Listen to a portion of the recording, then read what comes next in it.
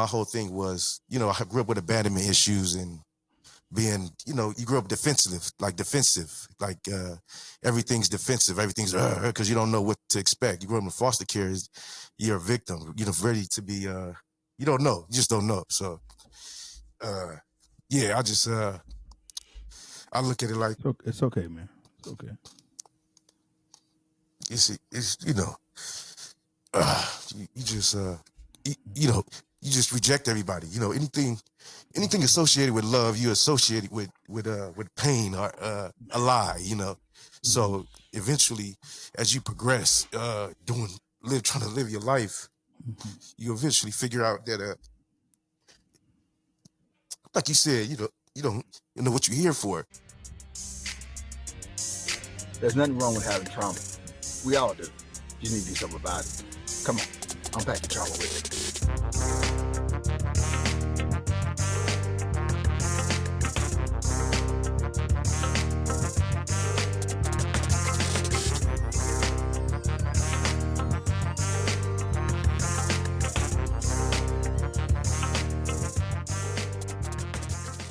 Well, I'm excited. Another episode of My Turn to Talk. I always try to pray and figure out what's a good topic. We had another one last month. Was really great with men, the trauma they go through with custody. And sometimes, and we're not talking about arresting. We're talking about a breakup and then trying to keep the kids in life. So this will, since in I would say, compliment of what's going on this month, which is Father's Day. We're going to talk about the impact of growing up without a father in the home, and that can mean different things. Like for me, my dad died when I was 7. I think Tony shared his dad was around. I think Travis, I'm not sure if Travis was as well. So we got 3 guests. Co-host is Rodney Johnson, but we're gonna let everybody tell who they are, and then I'm gonna get away. And I'm also gonna act as a guest myself today after I lay the foundation, and Rodney gonna ask a lot of questions. We're just gonna make this just normal, just talking, us just coming together. I really want to see men's lives change because we hold things on, and then we have that false masculinity that we're not supposed to tell nobody, and we got together. However, when we think we got together, we don't got together because it comes out in other ways, like drugs, inappropriate relationships, pornography, all kind of things we do to try to suppress it. And so what I would like for us to do with this, the reason I started this is to maybe us to unpack it, and so we can be healthier people in general as fathers, husbands, boyfriends, to others, and or whatever. Just in and co-workers, employees, or employer, and just be better all around because we dealt with our stuff. All right. So again, I'm one of your co-hosts. I'm Dr. Casey Marsh, and so glad to be here. I'm also a licensed marriage family therapist. I also do private practice. I also work for a big company. I don't want to say their name because they didn't pay me to advertise. Well, they start paying, but they get no free with on me. Listen, besides, hey, I'm glad to be here, man. I glad to be here. Tony, tell us about yourself, who you are, where you come from, and all those things. Okay. Hello, everyone. My name's Tony Spears, retired police officer serving both in Texas and in California. Interesting enough, me and Dr. Casey, we've been friends for 44 years. We met in January 1980 in middle school. I grew up in the area of Houston, Southeast Houston, Sunnyside, South Park. Wasn't the best area, and I wasn't the best kid.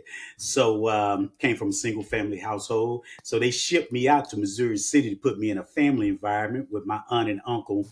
And that's how I met Casey. And we both have been, both went to the military after high school, rather, and have been friends forever. Tell you guys a quick, interesting fact.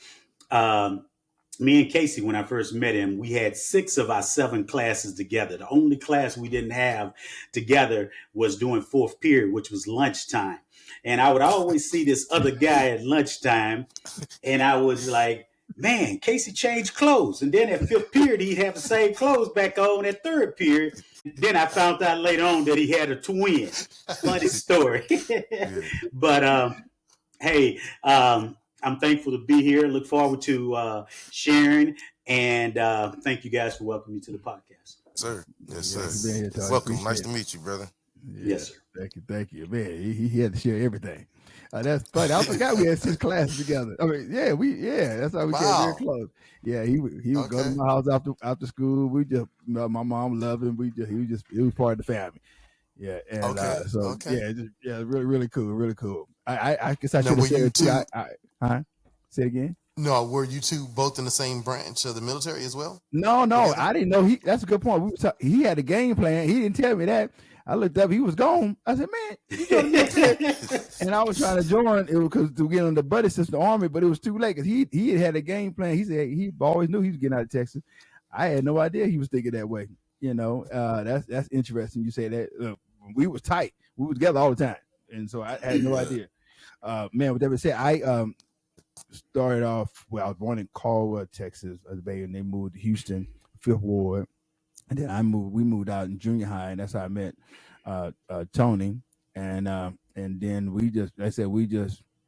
became friends, and I grew up in a single family household as well. Now my mom had some few folks that came in there a few times. She got married a few times, and it didn't work out. I don't want to talk about it. He might be alive. But with that being said, we're talking about how the impact of not having a father home. A lot of stuff when I showed the story of this here, the history of this, it's true. A lot of stuff that happened to me. I only think Tony knows some of the stuff that happened to me. But we'll talk about that. Other guests we have today is Travis. Tell us about yourself, Travis. Oh yeah, my name is Travis Burdine, man. I'm 38 years old. Grew up in LA. Ex-convict. Spent most of my life locked up since I was about 12 years old. Mm-hmm. Got released at 18. Just because I didn't have nowhere to get released to, so they hold you till you 18 after so many tries and different avenues to recovery. Whatever. Got out when I was 18, and then started my adult life of crime or whatever, and graduated from prison 2012. Went back to a couple of times, but other than that, just changed my perspective based on my understanding, being improved, based on what I'm seeking out and changing that narrative overall. Just appreciating life, man. Just grateful to be here. Grateful to be in an intellectual capacity, to be here, understanding or seeking understanding, and from men who's been there, done that, and these type of things. This is perfect for what we're doing in Father's Day and man being present in lives and such things, and the effect that it has. Just from a grown man's perspective, receiving understanding from another grown man or men in general. So just imagine, as we speak about fathers and the effect that they have being there or not being there, just this as from a man to a man, the effect that it had is great. So just imagine, if we had fathers or That presence all the time. Thank you, Travis, sharing that. Before we go forward, like Travis, also you're a father, right? Yes, sir. I'm father of 4, married, beautiful wife, 1 girl, 3 boys. Mm-hmm. And you're a college 3 student boys. too, right? Yes, sir. About to graduate next year. All right. Yeah, All right. associates. Yeah, And you know what's psychology. what's interesting? I just want to say this to Travis and thank you for sharing, because it's one of those things, man. When you know better, we'll do better. Casey don't even know this, but I'll share this today. I was arrested 5 times before my 22nd birthday, but by the grace of God, I was able to change my life around. You know what I mean? And 3 of those times were while I was in the military, because I was the world's worst soldier in the military until, believe it or not, man, it's just about people that God put in your path, man. It was an old sergeant who turned out to be an old white sergeant that found value in me that nobody had found to me in my life, man. And that's when I said, when you know better, you do better. Because I grew up in an area, in Casey probably, we were always told, but nobody never really showed us how to do nothing. You know what I That's mean? real. That type of stuff just told us. But thank you very much for sharing. I just want to say that. Yes, sir. No problem. Well, Tony, before you move on, I mean, if it's not too private, you say you was a bad soldier. What's a bad soldier? A bad soldier. I was from Houston. I got to running with a lot of guys from New York and everything, and a lot of alcohol consumption, a lot of fighting, a lot of tardiness to work, those type of things. And Okay. all my incidents were always related to overindulging in alcohol. Okay. Yes. Okay.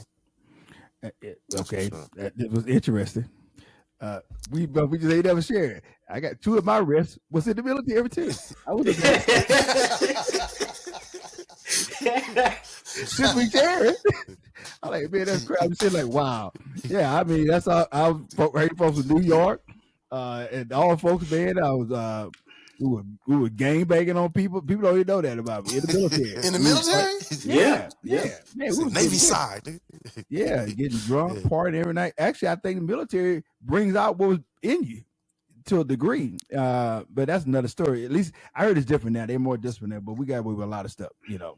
Because you sent Yeah. overseas 18, they just let you drink, and so most like they didn't encourage it. Yeah, I forgot. I got arrested a few times in the military, and but I got one on Tony, and I was about to be court-martialed right before the judge, and he said, "Don't really let me go." He just said, "I'm gonna give you another chance," and they didn't take no ring from me, anything. Wow. Wow. But God is good, man. And I think a lot of that, ooh, man, it's because the absence of the father of the home. So now you go into a structure where there are men Discipline. telling you what to do. You ain't used to that. Man, And that's real. so I didn't come like my son when he got into law enforcement. It was an easy transition because he raised with a father who didn't let him get away with stuff, do this or that. So it's easy to follow. But when you raise up with a mother, not she was a great, but it's a different from a man perspective in the home, right? And so that Right. was probably my challenge. Now I got a man telling me get up, listen to me, yelling at you. You know, it was just different, and I know that's because I didn't have that particular discipline. I was a latchkey kid, so we got away with a lot. My mother had to work two jobs to keep the roof over her head, you know, and so we didn't really. I never had curfews like Wow. that, and so now you get an environment where you got to be in a certain time. Your weekend is taken away from you unless you do this, and so yeah, it was. When I tell you this, when I got into church, my officer told me, he said, "Man, I wish you got church a long time ago, because you just much better." Yeah, that's what he said, you That's know, real. and he's right, because they try to call me a thing. Mars, come through there, and I got on the phone and I called back and said, "Don't call me on that thing," and just I remember just stupid stuff, man, just rebellious, evil, and all that because I'm and the studies prove that I'm telling the truth when we get to that is because of lack of a male present in the home. And so, but now, Rodney, tell us who you are. Me, I was blessed. My dad had a different lifestyle. My dad wound up preaching the gospel later on Mhm. down the road, but prior to, just like any boy, especially, we looking up to dad. Yeah. That's the Mhm. male role model. So Yeah. he, like fast cars and women. I thought I was gonna be a race car driver Yeah. because I'm used to being in the back seat and he flying and Yeah. his things. But when his life changed, I was 6 years old. So even before that, I remember him giving me a quarter can of beer, them party in the house. It was a different lifestyle. So after he started serving Christ, the whole house changed. Mm. Now my Mhm. mom wasn't Mhm. serving Christ, and then it's not, a Christian show, but I'm just giving you my story. No, This no, is go ahead. what Yeah, happened yeah. with my story, No, you straight. Yeah. and when he changed, the whole house changed. Mm-hmm. This is how powerful it is. My mom was following suit. She was watching him, trying to make sure, is this dude really changing, Yeah. And so, yeah, it did. It changed the whole household. So he changed my sister and I, the outcome. So our example changed, drastically I can changed. imagine. Yeah. It Mhm. drastically changed. So that changed everything. So Mhm. I looked at myself. I can look and directly link my discipline, my work ethic, all of that from my father Yep. by action and word.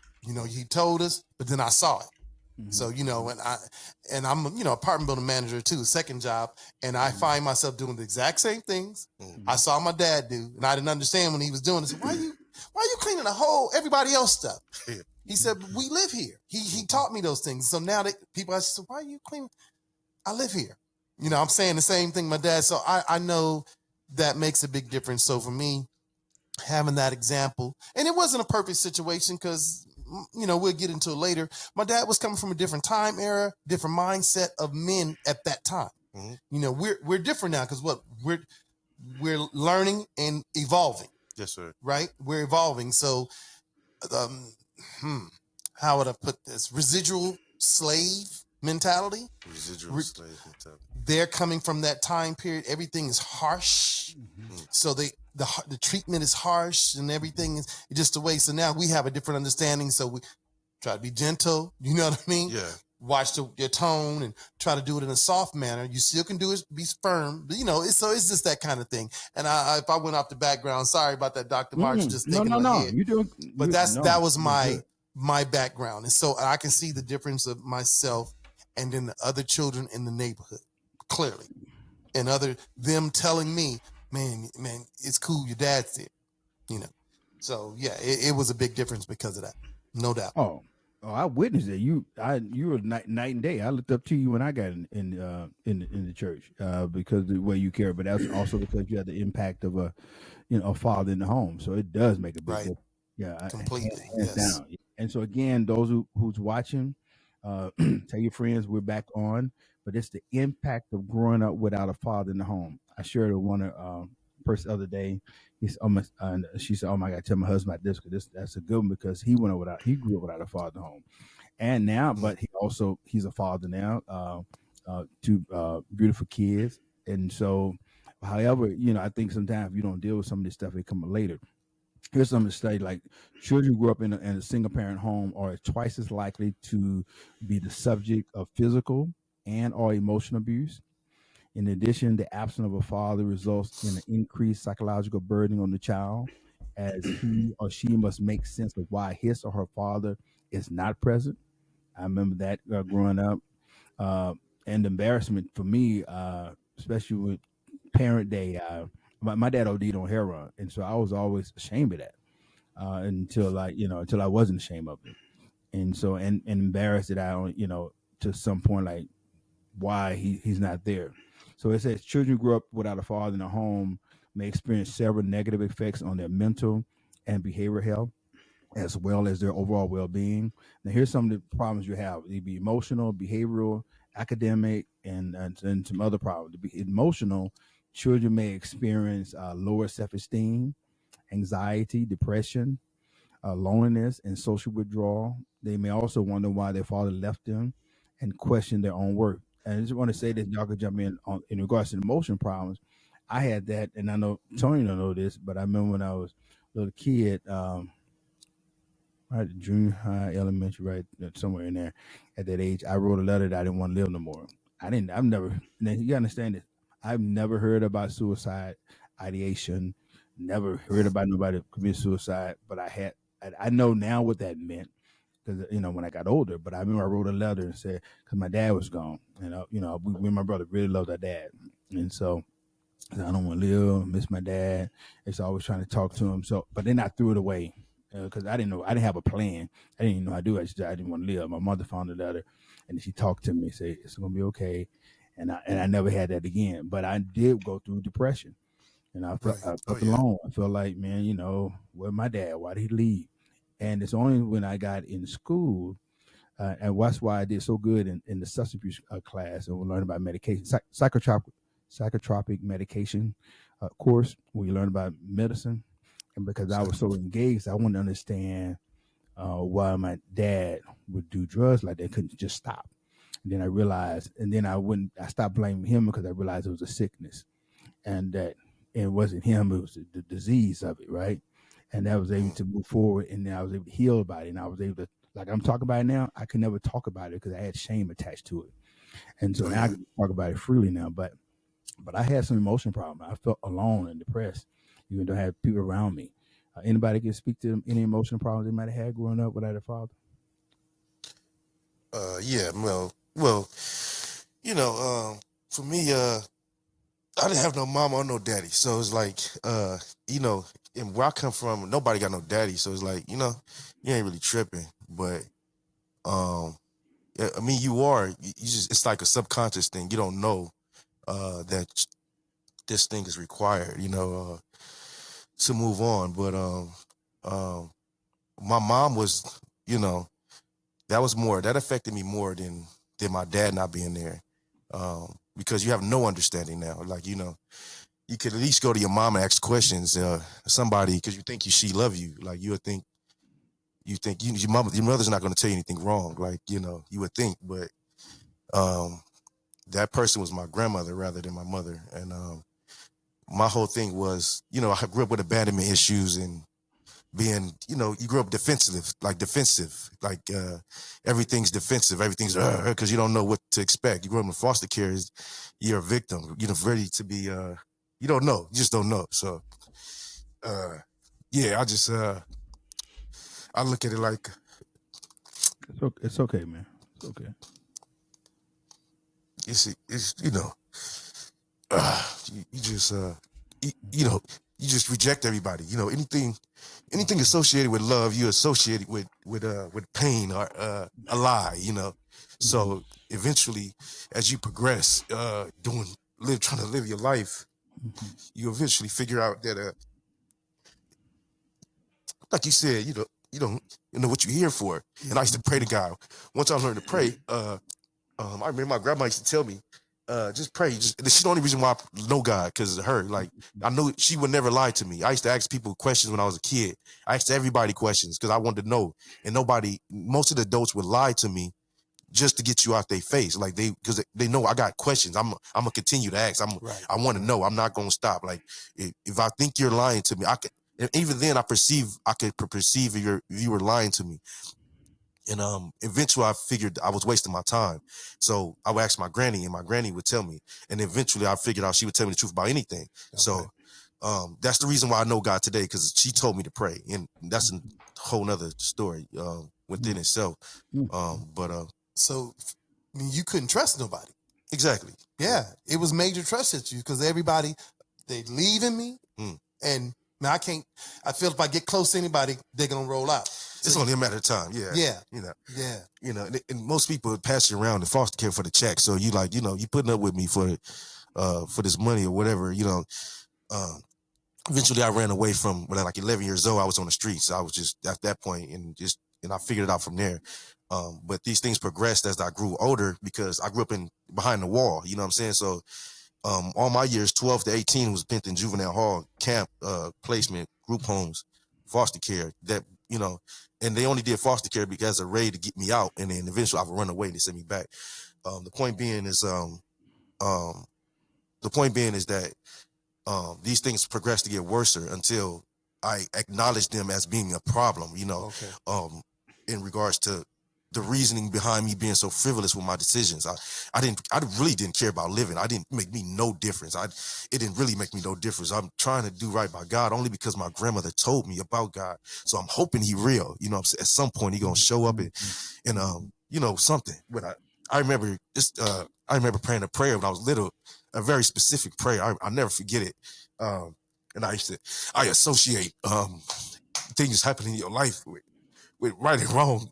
So I used to think ask God, what I do? Why I got no parents? Like, what I'm saying? Like, what did I do? Like, what I gotta do? Like, what I'm saying? Like, what I gotta do? Like, what I'm saying? And I used to pray this prayer every night. I was like 10. I used to be like, man, just what I gotta do? Like, what, and he would never answer me. He would never say nothing. He would never say nothing, but I started having these dreams, very same dream over and over and again, and it was after I prayed these prayers, and I remember being pulled into something. I just know I was being pulled into something. I didn't know what it was, and I couldn't, and I was afraid. You know what I'm saying? Now I know it was something to do with God, because the presence of God it puts fear in you. Anytime any prophet encountered an angel, anything holy, it was fearful as it being acknowledged as something holy of God. Now I know, I don't know what it was. I never gave into it, but. Well, Travis, I like how you're saying you getting healed because of your relationship with God and what your grandma did for you. But man, I'm hearing the pain that's still there, growing up, man. And so, man, I can resonate. My grandmother is the reason I knew something about God as well, man. And I appreciate you sharing that. and that anxiety, depression, all that stuff just comes along with it. And then they also talk. Oh, I don't know if nobody else want to say anything before I go. I don't know if Tony was trying to jump in or not.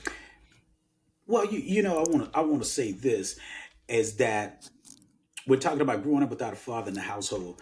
Yeah. I don't think I ever really realized it until about the sixth grade. And Okay. the reason why I say that is for the most part, none of the kids around had fathers. I And like with that. that being said, is that the sixth grade is when I went to, it used to be junior high at the time, before they moved I'm sorry, it was the seventh grade. Sixth grade was still at elementary. So it was the Right. seventh grade because we Mhm. were just running around doing whatever we was doing. Now, I was always a little mischievous kid or what have you.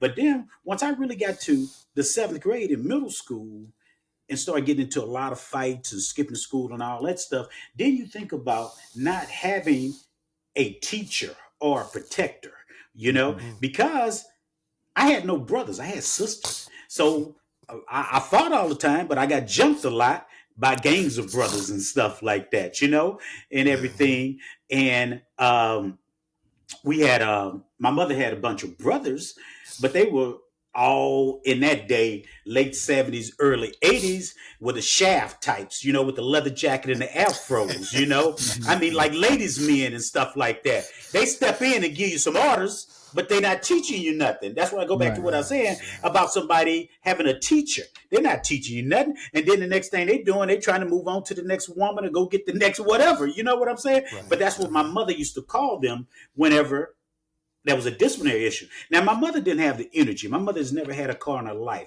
She worked multiple jobs and she gave the best she had to give. She didn't live Mhm. inside a fireplace or behind a police station or nothing like that. But she worked multiple jobs. She rode the bus and she provided best she could. But I had to deal with the streets without having anybody to teach or protect, So, with that being said, when I got to middle school, that's when I really found out, man, you on your own. Because, elementary, we just catching swings and stuff like that. You know what I Yeah. mean? Right. It wasn't that deep at that time, man, because we were circles, ring around the roses, and that type of stuff. But when I got to middle school, it was different.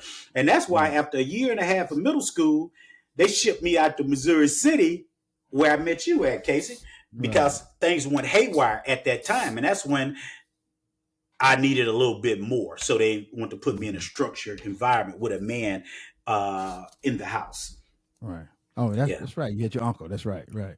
Right, Well, right, right. and well, thank you guys for sharing so much. Then, so some other problems they have emotional behavioral problems, like children may be more aggressive, misbehave. I think what the Tony was saying, and they slowed that down for him by putting him in around other men. Problems at school, truancy, stealing. Then you can have academic problems, right? No motivation. Some people drop out of school. And it's not all men, so I don't want to speak to all men or the father, but Yeah. there's a lot of problems with it. I think I probably put 100 on that. All of them have some emotional problem though. Oh Other yeah. problems like they might experience trauma, sexual promiscuity, unstable long-term relationships. Um, they may also be more likely to end up in poverty or become even addicted to drugs. Amen. Sometimes having children out of wedlock, and some end up in prison. Now, there's another thing. I don't know if you guys heard this called, and then we're going to let Rodney go and take over some questions for us. But it's called the father wound. I don't know if you heard that. The father wound is typically being during childhood, but the consequences can continue into adolescence and adulthood if left unaddressed. For instance, research Yeah. shows that children who grew up without a present father are more likely to drop out of school, and like I said earlier, spend time in jail, and we said earlier, develop behavioral problems, right? But also it can affect them socially, emotional development. Again, continue to increase with aggressive type of behaviors, which we look at in a lot of fights. Now, there's a difference between a father wound and a mother wound. Now, they both have physical and emotional or psychological um, dealing with psychological and developed parent. However, the mother wound tends to be about a lack of emotional safety, which prevent us from learning how to self-soothe and regulate our emotions. However, the father wound impacts self-image, worthiness, self-confidence, and a sense of independence. Man, and again, I can speak to that too, but we're gonna keep going and let Rodney come in. And so again, so a father wound in childhood looks like this: a lack of affection or security from your father, where you may feeling scared of your father, fear of abandonment. We already spoke of that already. Having a father who was physically or emotionally absent, having a father who was overly critical and controlling. Now, fatherhood in adulthood can lead into low self-esteem, confidence, self-worth, difficult building and maintaining healthy relationships. Because I think a man's role is to give that kid that confidence and that you could do this and all that type of stuff, right? Or you Yeah. might have self-sabotaging behaviors, fear of rejection, fear of abandonment, fear of betrayal, difficulty parenting even your own children, or sometimes you can become overly loose or overly rigid with boundaries. So Uh, true. uh, Oh yeah. right? Yeah, and mental health conditions such as anxiety, depression, or addiction issues. And so again, so we're gonna dive in some more. We already kind of got started already. It's been going really good. And so Rodney gonna ask us some questions, and we all just kind of just jump in there. Rodney, you lead us into this today. I'm sitting here as a guest too because I grew up without a father, and I didn't realize. Well, I realize now, but at the time I didn't realize the impact. It's interesting that Tony and Travis said the same thing. It didn't wasn't a big deal to me them because nobody had a father. For me, it was a big deal because my cousins and them all had fathers. And look at Okay. they had fathers. They all of them had fathers in home. And then the uncles that said they're gonna step up, I ain't seen none of them hardly. And so That's they was right. at the funeral Yeah. and they picked up their voice for family reunion or something. And so and then had an uncle live around the corner. He was busy his own family. So I saw what made me feel bad because all of them had fathers. My cousins Right. had fathers in home. Even the one the best, they all had fathers on my dad's side and my mom's side. But me and my brother, we didn't have that. Uh, so anyway, I digress, and then we'll let Mr. Rodney take over. Well, just thinking back to my childhood days, and like Tony was saying, around junior high school, because earlier, like you said, we playing superheroes, jumping off the apparatus and swinging, just like you said. But junior high school is when you start seeing things a little bit differently.